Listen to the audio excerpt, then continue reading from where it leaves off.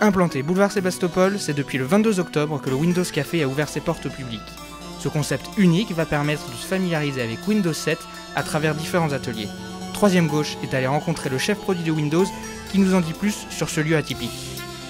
Windows Café en fait est un endroit, on va dire éphémère, qu'on l'a créé pour le lancement de Windows 7, pour accompagner les consommateurs dans la découverte de ce produit, pour qu'ils puissent avoir un endroit dans lequel ils peuvent se rendre, pour avoir tous les renseignements dont ils ont besoin. On a ouvert depuis presque 3 semaines et on a eu plus de 7000 personnes qui sont venues. Le point de contact est éphémère parce que par essence aujourd'hui, on a décidé de vraiment tester l'expérience. Ça reste une phase, on va dire, expérimentale. C'est le premier café non seulement en France, mais dans le monde. Donc il n'y a aucune autre expérience qui a été faite de ce type-là. On a, nous, préféré, dans ce cadre de lancement, accompagné par un contact direct jusqu'à, je crois, la date du 15 octobre. Le lieu d'ouverture de l'Apple Store n'était pas connu.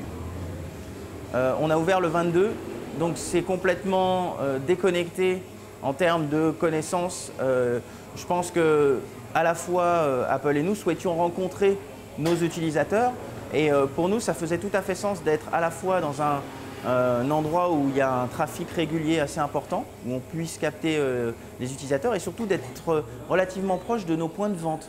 Parce qu'aujourd'hui, dans le Windows Café, nous ne vendons rien.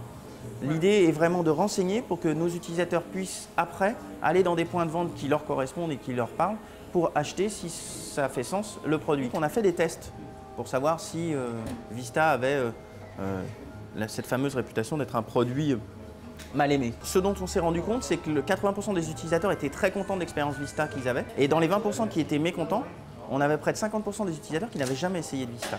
C'était la entre guillemets, réputation. Maintenant, on ne balaye absolument pas le fait qu'au démarrage de Vista, on a dû accompagner la compatibilité de manière plus importante que ce qu'on l'avait prévu, puisqu'il y avait des choses qui n'étaient pas reconnues, etc.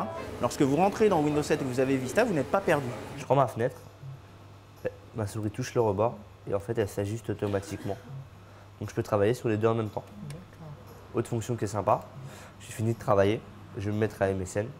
Je ne veux plus voir ce que j'ai fait. J'ai juste à prendre ma fenêtre, je la secoue et tout se réduit automatiquement. Je veux fermer tout rapidement, un coup de souris en bas à droite, hop, et tout disparaît. J'ai pas besoin de cliquer, j'ai juste déplacé ma souris. Oui. Afficher le bureau se trouve en bas à droite. Là, l'ordinateur est passé en veille, tout simplement. Pour sortir de la veille, oui, j'appuie. Ça dépend des processeurs de hop là. Non, ça c'est vraiment une nouveauté par rapport à Windows 7, il démarre beaucoup plus rapidement. Plusieurs technologies tactiles qui sont présentes au Windows Café, les systèmes tactiles sur les écrans, ce qu'on appelle les tout en un, donc qui sont intégrés à Windows 7, où là on retrouve pour la première fois des grands écrans type télé de 22 pouces, 25 pouces, qui vous permettent effectivement de naviguer dans vos contenus directement au doigt. Et puis pour la première fois dans un espace grand public, on a amené ce qu'on appelle la table surface, qui est une table qui contient en fait une technologie très novatrice puisqu'elle associe à la fois une technologie tactile au toucher et une reconnaissance via des caméras.